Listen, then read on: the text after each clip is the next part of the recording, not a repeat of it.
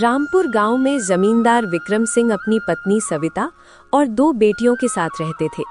बड़ी बेटी का नाम प्रिया था और छोटी बेटी का नाम माया। एक सुबह की बात है। मेरी बेटी तो सच में हमारा नाम रोशन करेगी। देखो कैसे मन लगाकर पढ़ती है। हाँ सविता, प्रिया जैसी बेटी तो किस्मत वालों को मिलती है, समझदार और सुशील। ये माया कहाँ है? पढ़ाई क्यों नहीं कर रही? अरे वो रसोई में खाना बना रही है। इस बार फिर से महारानी परीक्षा में असफल हो गई है। हर बार वही कहानी, ना पढ़ाई में मन लगता है, ना कोई हुनर दिखता है। क्या होगा इसका आगे? तभी माया रसोई से बाहर आती है। माँ, मैंने रसोई का सारा काम कर दिया है। क्या मैं भी अब पढ़ने के लिए बैठ जाऊं? अरे पढ़कर क्या कर लोगी? जितनी बार बैठी हो उतनी बार असफल ही तो हुई हो। माँ, पिताजी, इस बार मैं पूरी कोशिश करूंगी, विश्वास कीजिए। कोशिश करने से कुछ नहीं होता। तुम्हारी हर बार असफलता की वजह से हमें सबके सामने बेइज्जती सहनी पड़ती है। अगर इस बार फिर तुम असफल हुई तो हम तुम्हें घर से बाहर निकाल देंगे। समझ आया? ये शब्द माया के दिल में किसी तीर की तरह चुभ गए। उसके पैरों तले जमीन खिसक गई। अगले दिन दोपहर का समय था। प्रिया और माया साथ साथ घर की ओर लौट रही थी। रास्ते के मोड़ पर गांव की कुछ औरतें पानी भरते हुए आपस में बातें कर रही थी। अरे देखो, जमींदार की छोटी बेटी जा रही है। वही जो हर साल परीक्षा में असफल हो जाती है। आखिर कब तक घर में बोझ बनी रहेगी? माया के कदम अपने आप धीमे पड़ गए। उसका सिर झुक गया, आंखें भर आईं। दीदी, लोग मेरे बारे में ऐसा क्यों कहते हैं? लोगों की बातों पर ध्यान मत दिया करो माया। चलो, घर के लिए देर हो रही है। कुछ समय बाद दोनों बहनें हवेली पहुंच गईं। आ गई तुम दोनों? प्रिया, तू जाकर हाथ मुंह धो ले और फिर खाना खा लेना। और तू पहले रसोई में जाकर सब्जी काट, फिर आंगन में झाड़ू लगाना है। माँ, मैं विद्यालय से अभी आई हूँ, थोड़ा आराम करने दो, फिर सारा काम कर दूंगी। आराम? पढ़ाई तो होती नहीं, अब काम से भी जी चुरा रही है। अरे पढ़ाई ना सही, काम करना तो अच्छे से सीख ले, वरना ससुराल में भी क्या अपने माँ बाप की नाक कटवाएगी? जी माँ, अभी करती हूँ। शाम ढल चुकी थी। थोड़ी ही देर में विक्रम सिंह बाजार से लौट आए। उनके हाथ में कपड़ों से भरे थैले थे। आ गए आप? इतनी देर हो गई, क्या लाए हैं बाजार से? दोनों बेटियों के लिए सर्दी के कपड़े लाया हूँ, ठंड बढ़ रही है। प्रिया और माया वहीं पास में खड़ी थी। प्रिया के चेहरे पर हल्की उत्सुकता थी। माया बस चुपचाप सब देख रही थी, बिना कोई उम्मीद जताए। थोड़ी देर बाद विक्रम सिंह अंदर चले गए। लो प्रिया, ये तुम्हारे लिए है। धन्यवाद माँ। माँ, मेरे लिए क्या लाए हैं पिताजी? तुम्हारे लिए अभी कुछ नहीं है। पर माँ, पिताजी ने तो कहा था दोनों के लिए लाए हैं। हाँ, कहा था, लेकिन तुम्हें अब कुछ भी तभी मिलेगा जब तुम परीक्षा में उत्तीर्ण हो जाओगी। बिना नतीजे की कुछ नहीं मिलेगा। हर बार असफल होकर इनाम की उम्मीद मत रखा करो। माँ, आप माया के साथ हमेशा ऐसा व्यवहार क्यों करती हैं? वो भी तो कोशिश कर रही है और ठंड तो सबको लगती है। प्रिया, तुम बीच में मत बोलो। तुम्हें पढ़ाई पर ध्यान देना है, इन सब बातों पर नहीं। प्रिया चुप हो गई, पर चेहरे से खुशी गायब हो चुकी थी। माया की आंखें भर आईं। उसने बिना कुछ कहे सिर झुका लिया। रात गहराती जा रही थी। हवेली में सन्नाटा पसरा हुआ था। सब सो चुके थे। माया चुपचाप फर्श पर बैठी अपनी किताब खोलने की कोशिश कर रही थी। तभी प्रिया अंदर आती है। अरे माया, तू अभी तक जाग रही है? नींद नहीं आ रही थी दीदी, सोचा थोड़ा पढ़ ही लूं। आज जो हुआ, माँ का वो व्यवहार मुझे अच्छा नहीं लगा। मैं जानती हूँ तू कोशिश करती है, बस हालात तेरे खिलाफ हैं। दीदी, कभी कभी लगता है कि मैं इस घर में बस बोझ हूँ। ना रूप अच्छा है, ना पढ़ाई में तेज, फिर भी मैं बस एक मौका चाहती हूँ। खुद को कम मत समझ। हर किसी की रफ्तार अलग होती है, और याद रख, मेहनत कभी बेकार नहीं जाती। अगर इस बार भी मैं उत्तीर्ण नहीं हुई तो माँ ने जो कहा है वो सच कर देंगी। अगले दिन प्रिया और माया विद्यालय के लिए निकल जाती हैं। विक्रम सिंह भी अपने काम के लिए निकल जाते हैं। तभी सविता के घर गांव की कुछ औरतें आई हुई थीं। सविता, प्रिया तो सच में होनहार है। पढ़ाई में भी आगे और स्वभाव भी कितना अच्छा है। हाँ, बड़ी है ना, जिम्मेदारी समझती है। पर माया का क्या? वो तो हर वक्त चुप चुप सी रहती है। लगता ही नहीं कि दोनों बहनें हैं। एक ही घर में पलकर भी कितना फर्क निकल आता है। औरतों की बातें सुनते सुनते सविता का चेहरा बदलने लगा। उसे लगने लगा जैसे माया ही उसकी शर्मिंदगी की वजह हो। मैं भी यही कहती हूँ, प्रिया ने तो कभी मुझे शिकायत का मौका ही नहीं दिया, पर माया, उसे समझ ही नहीं आता कि जिंदगी मजाक नहीं है। कुछ दिनों बाद परीक्षा का परिणाम आ गया। प्रिया उत्तीर्ण हो गई थी अच्छे अंकों के साथ, वही बदकिस्मती से माया असफल रह गई। देख लिया आपने, वही हुआ जिसका डर था। कितनी बार समझाया इसे, मगर इसने कभी मेहनत ही नहीं की। माया, ये घर कोई खेलने की जगह नहीं है। एक ही छत के नीचे रहकर भी अपनी बहन से कुछ नहीं सीखा तुमने। पिताजी, मैंने सच में कोशिश की थी इस बार।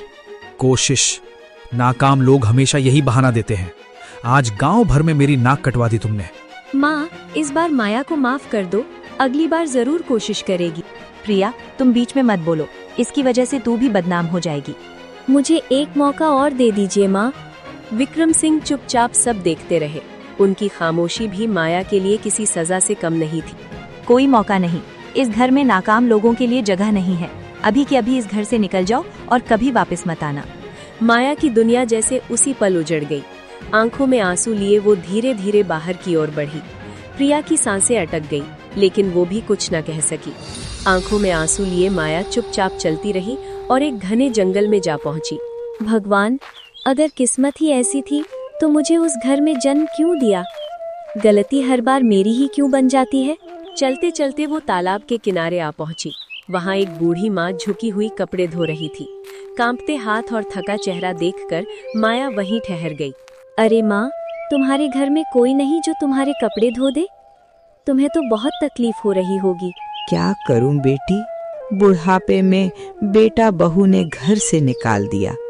थोड़े से बर्तन देकर कह दिया, अब जहां मन हो वहीं रहो। अब अपने कपड़े तो खुद ही धोने पड़ेंगे। अरे, दया आती है तुम्हारी हालत देखकर।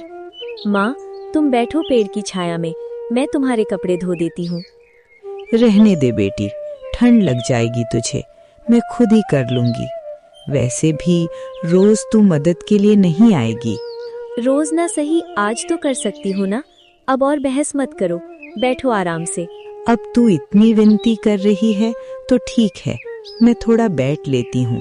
फिर वो बूढ़ी माँ एक पेड़ के नीचे बैठ जाती है। हवा के हल्के झोंकों के बीच माया कपड़े धोने लगती है।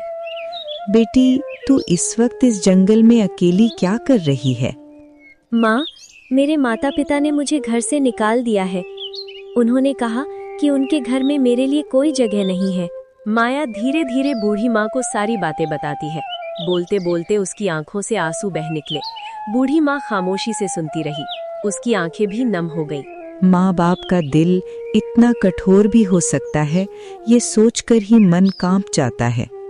मेरे साथ चलो बेटी, जब तक रास्ता ना मिले मेरा घर ही तुम्हारा घर समझना। आपका बहुत बहुत धन्यवाद माँ। अगर आप ना मिलती तो पता नहीं इस घने जंगल में मैं कहाँ जाती। माया बूढ़ी माँ के साथ निकल पड़ी। दोनों तालाब से दूर पेड़ों के बीच बने छोटे से घर की ओर चल पड़ी। घने पेड़ों के बीच से गुजरता संकरा रास्ता उन्हें जंगल के भीतर बनी एक छोटी सी झोंपड़ी तक ले आया। आजा बेटी, ये घर छोटा है पर दिल से तुझे अपनाने की जगह है। थक गई होगी, थोड़ा सुस्ता ले, फिर कुछ खा लेना। माया की आंखें फिर भर आईं। पहली बार किसी ने उससे बिना सवाल किए बस उसका हाल पूछा था। उस झोंपड़ी के भीतर उस रात डर नहीं था, बस सुकून था। शाम ढल चुकी थी। प्रिया चौखट के पास खड़ी थी। उसकी नजर बार बार रास्ते की ओर जाती, जैसे हर आहट में उसे माया के कदमों की उम्मीद हो। माँ, पता नहीं माया कहाँ होगी। इतना समय हो गया है, आपने तो उसे बस इतनी सी बात के लिए घर से बाहर निकाल दिया था। माँ, क्या आपको उसकी याद नहीं आती? जिस लड़की को घर की इज्जत की कोई कद्र नहीं, जो हर बार हमें शर्मिंदा करे, उसकी याद क्यों आए मुझे? माँ, वो भी तो आपकी बेटी है। गलती एक बार होती है प्रिया, जो बार बार गिरे उसे संभालने का ठेका मेरा नहीं। जिसे जाना था वो चली गई। अगली सुबह सविता ने देखा कि गांव में असामान्य हलचल थी। लोग अपने काम छोड़कर चौराहे की ओर जा रहे थे। उत्सुकता में सविता भी वहां पहुंची। चौराहे पर भारी भीड़ जमा थी। बीच में कांचनपुर राज्य के सिपाही खड़े थे और उनके सामने राज्य के मंत्री घोषणा कर रहे थे। सुनो सुनो, महाराज का हुक्म है। राजमहल में राजकुमार के लिए योग्य कन्या का चयन किया जाएगा। राज्य की सभी योग्य कन्याओं को अवसर दिया जाएगा। चयन परीक्षा द्वारा होगा। जो परीक्षा में उत्तीर्ण होगी वही बनेगी राजकुमार की दुल्हन। ये घोषणा सुनते ही सविता के चेहरे पर चमक आ गई। उसके मन में तुरंत प्रिया का चेहरा उभर आया। मेरी प्रिया समझदार और पढ़ी लिखी है, योग्यता की कसौटी पर वही खरी उतरेगी। मुझे पूरा विश्वास है कि मेरी प्रिया ही राजकुमार की दुल्हन बनेगी। कुछ ही देर बाद वही खबर बूढ़ी माँ के कानों तक पहुंची। आंखों में चमक और चेहरे पर उत्साह लिए वो तेज तेज कदम बढ़ाती हुई अपनी झोपड़ी की ओर बढ़ चली।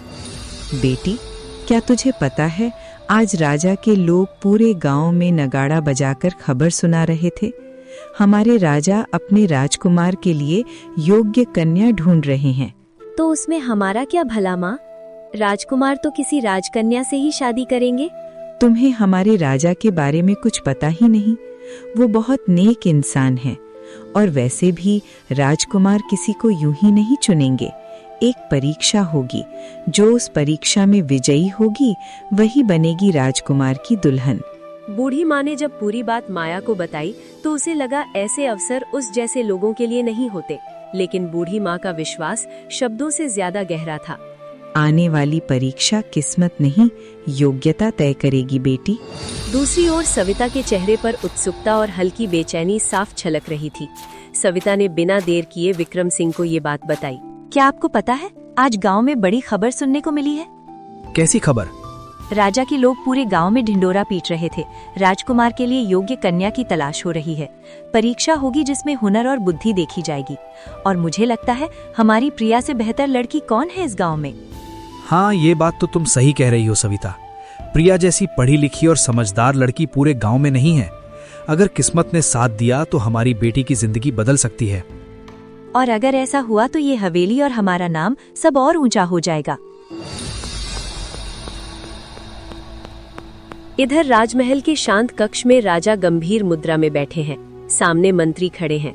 वातावरण में किसी बड़े निर्णय की आहट है।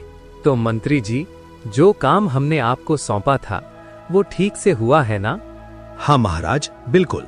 आपकी इच्छा अनुसार ही काम हुआ है। पूरे राज्य में खबर पहुंचा दी है।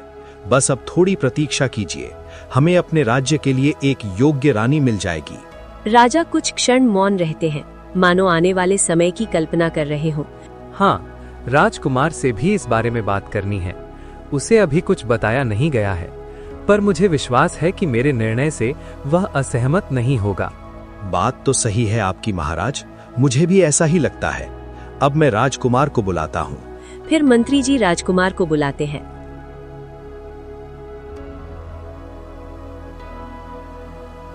आपने मुझे तुरंत बुलाया? सब ठीक तो है ना? हाँ बेटा, अब शरीर पहले जैसा कहाँ रहा। जैसे दीमक लकड़ी को खा जाती है, वैसे ही बुढ़ापा शरीर को अंदर से कमजोर कर देता है। इसीलिए तुम्हारे और इस राज्य के भविष्य के लिए कुछ निर्णय लेने हैं।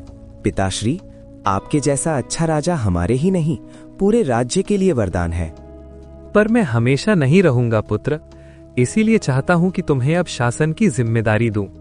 और तुम्हारे विवाह के लिए कन्या की तलाश जारी हो चुकी है। आप मेरे पिता हैं, आप जो भी निर्णय लेंगे वही मेरे लिए उचित होगा। मुझे आप पर पूरा विश्वास है। तो सब तय रहा, बस अब एक योग्य कन्या का चयन बाकी है। वो भी जल्दी हो जाएगा। तुम मेरे साथ रहना पुत्र। पिताश्री, आप निश्चिंत रहिए, मैं हमेशा आपके साथ रहूंगा। राजमहल के विशाल प्रांगण में आज विशेष हलचल थी। दूर दूर से आई कन्याएं सजी संवरी पंक्तियों में खड़ी थी। एक और माया बूढ़ी माँ के साथ खड़ी थी। साधारण वस्त्रों में होते हुए भी उसकी आंखों में उम्मीद झलक रही थी। कुछ समय बाद राजा सभा में पधारते हैं। महाराज, राज्य की सबसे सुंदर और गुणी कन्याएं उपस्थित हैं। यदि आप आदेश दें तो परीक्षा आरंभ की जाए। हाँ, तो कुल मिलाकर तैयारी पूरी हो चुकी है। जी महाराज। तो फिर ठीक है, बुलाइए उन्हें। तभी सभा के एक कोने से सविता आगे बढ़ती है। महाराज, ये मेरी बेटी प्रिया है। न केवल सुंदर है बल्कि गुणी भी है। रूप तो बाहरी चीज है, असली चीज है गुण। अच्छे व्यक्ति को सौंदर्य से नहीं, उसके स्वभाव से पहचाना जाता है। क्या तुम्हारी बेटी परीक्षा देने को तैयार है? हाँ हाँ, बिल्कुल महाराज। अच्छा, तो एक एक करके आगे बढ़ो और राजकुमार के हाथ से प्रत्येक एक बीज ले लो। कन्याएं क्रम से आगे आती है। कोई उत्साहित है, कोई घबराई हुई। बीज लेते समय हर एक के मन में अलग अलग उम्मीदें हैं। इन बीजों को गमले में लगाओ, जिसके बीज से पौधा उगेगा वही इस राज्य की भावी रानी बनेगी। अब तुम सब जा सकती हो। सभा धीरे धीरे समाप्त होने लगती है। कन्याएं अपने अपने मन में प्रश्न और आशाएं लिए लौट जाती हैं। माया घर पहुंचकर एक गमले में वो बीज लगा रही होती है। उसके मन में बहुत से प्रश्न चल रहे होते हैं। माँ, आपको क्या लगता है, क्या मेरे गमले में पौधा उग सकता है? बेटी, बीज उगे या ना उगे ये हमारे हाथ में नहीं। हमारा काम सिर्फ सच्चाई से उसे लगाना है। अगर मन साफ हो तो खाली गमला भी गवाही बन जाता है। दूसरी ओर बड़े आंगन में प्रिया राजा द्वारा दिया गया बीज नए मिट्टी के गमले में लगा रही थी। सविता उसके पास बैठी थी। ध्यान से लगाना प्रिया, ये मौका दोबारा नहीं मिलेगा। माँ, ये ठीक तो है ना? राजा को सिर्फ हरा पौधा चाहिए प्रिया। सच क्या है वो कोई नहीं पूछेगा। अगली सुबह सविता और प्रिया दोनों आंगन में रखे गमले के पास आकर खड़ी हो गईं। सविता ने झुककर मिट्टी को देखा। वहां अब भी कोई हरियाली नहीं थी। अब तक तो कुछ निकल आना चाहिए था। ये बीज कहीं बेकार तो नहीं? माँ, हमने कल ही तो बीज लगाया है, थोड़ा समय तो देना पड़ेगा। सविता ने गहरी सांस ली। वो कुछ कहे बिना भीतर चली गई, पर उसका मन अशांत था। रात गहरी हुई। घर में सब सो चुके थे। सविता धीरे धीरे बाहर निकली। उसके हाथ में एक छोटा गुलाब का पौधा था। वो चारों ओर देखकर गमले के पास बैठ गई। प्रिया का भविष्य यूं मिट्टी में नहीं छोड़ सकती। गमले में पौधा तो उगाकर ही रहूंगी। उसने सावधानी से मिट्टी हटाई, बीज को निकालकर एक ओर रख दिया और गुलाब का पौधा गमले में जमा दिया। इधर माया सुबह सुबह अपने गमले के पास आकर बैठ गई। मिट्टी वैसी ही थी, न कोई अंकुर न कोई हरियाली। देखो माँ, मेरी किस्मत इतनी रूखी है कि इस बीज से भी कुछ नहीं निकला। बेटी, किस्मत को इतना दोष मत दे। अभी कुछ दिन बचे हैं, इंतजार करते हैं, पौधा निकल जाएगा। अगर सबके गमलों में पौधे उगे और मेरे में नहीं, तो मैं क्या कहूँगी? तू सच लेकर जाएगी माया। कभी कभी सच सबसे पहले अकेला ही खड़ा होता है। अगली सुबह राज दरबार में सभी कन्याएं अपने अपने गमलों के साथ खड़ी थीं। अधिकतर गमलों में हरे भरे पौधे लहलहा रहे थे। माता पिता गर्व से उनके पीछे खड़े थे। प्रिया आगे की पंक्ति में थी। उसके गमले में गुलाब का स्वस्थ पौधा था। सविता का चेहरा खुशी से चमक रहा था। दरबार के एक किनारे माया खड़ी थी। उसके गमले में मिट्टी सूनी पड़ी थी। वो सिर झुकाए खामोश खड़ी रही। तो बताओ, तुम्हारे बीजों में से किसके बीज से पौधा निकला? महाराज, कृपा करके इधर देखिए। मेरी बेटी के गमले में कितना सुंदर गुलाब खिला है। इसे देखकर ही पता चलता है कि संस्कार और मेहनत कैसी होती है। हाँ महाराज, पूरे गांव में मेरी बेटी प्रिया जैसा गुण और रूप किसी में नहीं। ये फूल उसी की मेहनत का फल है। तभी राजकुमार अर्जुन ने शांत दृष्टि से माया की ओर देखा। माया, तुम्हारे बीज से कोई पौधा नहीं होगा? नहीं राजकुमार, मेरे बीज से तो कोई अंकुर ही नहीं निकला। एक पल का सन्नाटा छा गया। तभी राजा का स्वर अचानक कठोर हो उठा। तुम सब झूठ बोल रही हो। तुम में से कोई भी राजकुमार से विवाह योग्य नहीं है। दरबार में उपस्थित सभी चौंक उठे। सब एक दूसरे का मुंह देखने लगे। सविता का चेहरा पीला पड़ गया। क्योंकि मैंने तुम सबको खराब बीज दिए थे। तो बताओ, खराब बीज से पौधे कैसे उग सकते हैं? तुम सभी अपने अहंकार और लालच में इतनी अंधी हो गई कि तुम भूल गई कि यह परीक्षा पौधे उगाने की नहीं, ईमानदारी की थी। और माया ही वो सच्ची और विनम्र कन्या है जिसे न रूप का घमंड है न संपत्ति का लोभ। वही मेरी पुत्रवधू और इस राज्य की रानी बनने के योग्य है। ये सुनते ही सविता सन्न रह गई। वो चालाकी से आगे आई। महाराज, माया भी मेरी ही बेटी है। ये क्या कह रही हो तुम माया? क्या ये सच है? महाराज, ये सच कह रही हैं। महाराज, मुझे माया जंगल में मिली थी। उपेक्षित, टूटी हुई, लेकिन ईमानदार। बूढ़ी माँ ने सारी कथा राजा को सुना दी। कैसे माया को घर से निकाला गया, कैसे उसने सच का साथ नहीं छोड़ा। राजा का क्रोध सविता और विक्रम सिंह पर टूट पड़ा। जिस बेटी ने तुम्हारी लाज रखी, उसी को तुमने अपमानित किया। ऐसे माता पिता दंड के पात्र हैं, सम्मान के नहीं। राजा के कठोर शब्दों के बाद सविता और विक्रम सिंह की निगाहें भरे दरबार में शर्म से झुक गई। जिस बेटी को उन्होंने हमेशा तुच्छ समझा था, वही आज सबके सामने सम्मान पा रही थी। सविता के चेहरे से घमंड मिट चुका था। उसकी आंखें नम थीं। महाराज, हमें माफ कर दीजिए। मुझसे नहीं, तुम दोनों को माया से माफी मांगनी चाहिए। माया, हमें माफ कर दे। हमने तुझे कभी कुछ समझा नहीं। अब मुझे अपनी गलती का एहसास हो गया है। बेटी, हमने अन्याय किया। आज समझ आया कि असली मूल्य क्या होता है। मैंने कभी आपसे कुछ नहीं मांगा। आज भी बस यही चाहती हूँ कि आपके मन में मेरे लिए कड़वाहट ना रहे। मैं तेरे लिए बहुत खुश हूँ माया। तू सच में ये सब पाने की हकदार थी। दिल से चाहती थी कि इस परीक्षा में तू ही सफल हो। दरबार में छाए उस भावुक मौन को राजा की गंभीर आवाज ने तोड़ा। आज ये सिद्ध हो गया कि सच्चाई और विनम्रता ही सबसे बड़ा गुण है। मैं घोषणा करता हूँ, राजकुमार अर्जुन का विवाह माया से होगा और इस कन्या की सच्चाई को संभालने वाली माँ भी सम्मान की पात्र है। इन्हें राजमहल में सम्मान पूर्वक स्थान दिया जाए। और इस तरह सच्चाई की जीत हुई। माया, जो कभी अपने ही घर में उपेक्षित थी, आज पूरे राज्य की रानी बनने वाली थी। इस कहानी से हमें ये सीख मिलती है कि सच्चाई और ईमानदारी ही सबसे बड़ा गुण है।